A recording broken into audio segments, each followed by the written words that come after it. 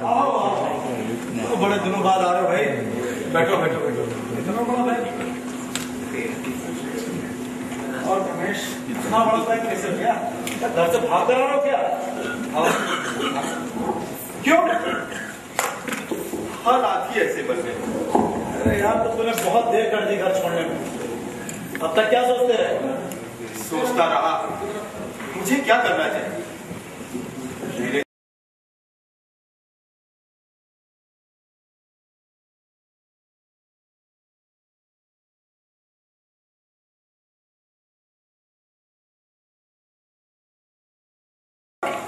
असफल होने पर जेल जाना पड़ सकता। ओहो, तो जेल से डरते थे? डरता नहीं, पर अपने निजी जीवन में कानून का हस्तक्षेप पसंद नहीं करता। लेकिन रोटी तो बहुत आसानी से मिल जाती है वहां पर नहीं। रोटी, अरे रोटी तो घर पर भी मिलती थी, पर अपमानित होकर बेइज्जती के साथ। और यही स्थिति जेल में होगी। तो क्या जेल और घर दोनों स्थान पहले से एक समान है? हाँ, लगभग एक ही जैसे है। हम जैसे युवकों का घोर अपमान यहाँ भी और वहां भी। अच्छा तो बताओ, माँ कैसी? जैसी थी। और पिताजी? मैंने कभी जानने का प्रयास नहीं किया। क्यों? क्योंकि उन्हें भी कभी मेरे बारे में कोई चिंता नहीं। और बाकी के सब लोग? सब ऐश कर रहे हैं, लेकिन तुम ये सब क्यों पूछ रहे हो? क्योंकि दोस्त तुम वहां से आए हो जहां मैं अपना अतीत छोड़कर आया हूं। क्या तुम्हें अभी भी अपने अतीत से मोह है? मोह नहीं है, लेकिन तुम मेरे मित्र ही नहीं, उस अतीत के साझीदार भी हो जो हमने अपने अपने घरों में एक साथ रहकर गुजारा था। तुम आए तो मुझे वो सब कुछ याद आ गया जो मैं बिल्कुल भूल चुका था। ये सारी बातें याद ना करो तो अच्छा है। लेकिन यादों पर मेरा और तुम्हारा बस ही कहां? लेकिन मैं तो अब किसी को भी याद नहीं रखना चाहता, किसी को भी नहीं। जब मैं यहाँ आया था मैंने भी तुम्हारी तरह ही सोचा था, लेकिन सफल नहीं हुए। बहुत कम। कई बार सब लोग बहुत ज्यादा याद आते हैं। क्यों? क्योंकि आदमी सामाजिक जानवर हो और या ना हो, पारिवारिक जानवर तो अवश्य है। शायद तुम्हारी बात ठीक है। तुमने सोचा है यहाँ आकर तुम क्या करना चाहोगे? काम नहीं मिलेगा तो क्या? तो वही करूंगा जो मुझ जैसे पढ़े लिखे लोग कर रहे हैं। क्या यह न्याय नहीं होगा? है, मगर इस अन्याय को हम रोक भी कैसे सकते हैं? पैसे वाले बेरोजगार नौजवानों का शोषण कर रहे हैं। पहले समाज में उसका शोषण होता है, और जब व्यक्ति समाज से बाहर निकल आता है तो समाज में उसका शोषण होता है। तो बिल्कुल ठीक कहते हो कामेश। पहले परिवार अपने बेकार सदस्य को सहन नहीं कर पाता, यह जानते हुए कि बेकार रहना उसका स्वभाव नहीं है। और जब युवक परिवार से बाहर निकल कर आता है तो समाज उसे तोड़ने मरोड़ने लगता है। और इसीलिए हम परिवार और समाज दोनों से विद्रोह कर रहे हैं, दोनों को ठोकर मारते हैं। अब हम पर कोई दबाव नहीं है, न समाज का न परिवार का। दबाव क्यों हो? परिवार और समाज ने हमको दिया ही क्या है? तिरस्कार और शोषण के सिवा। अब ये स्थिति हम बिल्कुल सहन नहीं करेंगे। सहन करने की भी एक सीमा होती है। परिवार ने आदमी को दूध देने वाली गाय बना दिया है।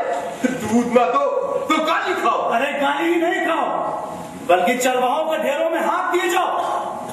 मुझे लगता है यार ये सारे रिश्ते झूठे हैं, माँ बाप का हो या भाई बहन का। हाँ, बस एक ही रिश्ता सच्चा है, आदमी का अपने अस्तित्व से, अपने आप से। तुम ठीक कहते हो कामेश। चलो थोड़ा फ्रेश हो ले, फिर सभा में भी चलना है। इस सभा की कार्यवाही प्रारंभ होने से पहले आप लोगों को ये सूचना दे दूं कि इस सभा का अध्यक्ष श्री झरोके लाल जी को बनाया गया है। इसलिए आदरणीय श्री झरोके लाल जी को मैं आमंत्रित करता हूं कि सभा का संचालन संभाल लें श्री झरोके लाल।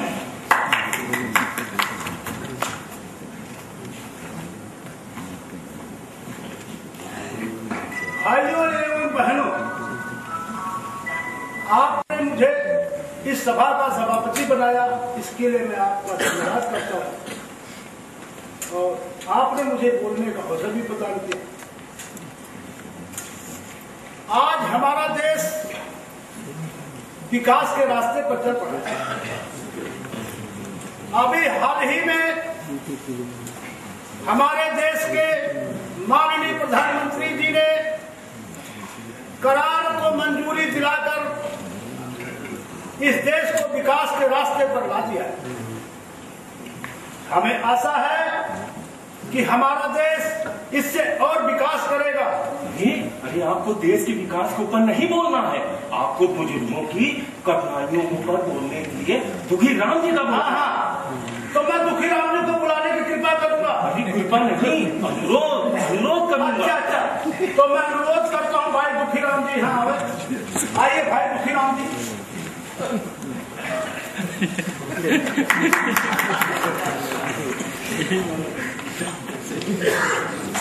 भाइयों एवं बहनों, आजकल हम लोगों पर कैसा दुख का पहाड़ टूट पड़ा।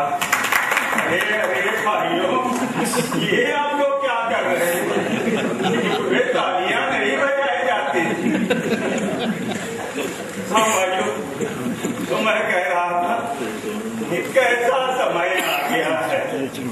हम लोगों ने अपनी औलादों को कितनी मुसीबत से पाला पोसा, बड़ा किया, ऊंची से ऊंची शिक्षा दी, और हमारी औलादें हमको उसका ये सिला दे रही है।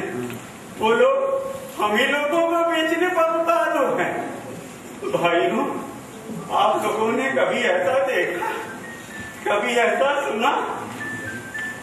भाइयों, इसीलिए मैंने फैसला किया है कि हम लोग इसका पूरा विरोध करेंगे।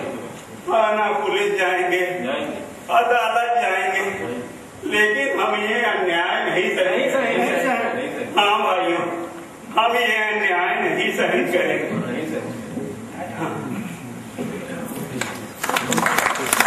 भाइयों एवं बहनों, आज ये कैसा समय आ गया है। हमारे माँ बाप हमको अपनी आंखों का नूर नहीं समझते, अपने बुढ़ापे की आदत तो बिल्कुल नहीं समझते। अरे बल्कि हम लोग को बेचने की तैयारी कर रहे हैं। हमारे भी कुछ अरमान हैं, कुछ सपने हैं, कैसे होंगे पूरे? कौन उनको पूरा करेगा? हमारे बुजुर्ग समझते हैं कि दिन रात 24 घंटे हम उनकी सेवा करते रहे। अरे वो लोग अगर जिंदगी में सुख नहीं उठा पाए तो इसमें हमारा क्या कसूर? अब जब हम लोग इस दुनिया में आ ही गए हैं तो हम लोग को जीने का मिलना चाहिए कि नहीं चाहिए? अब तो हम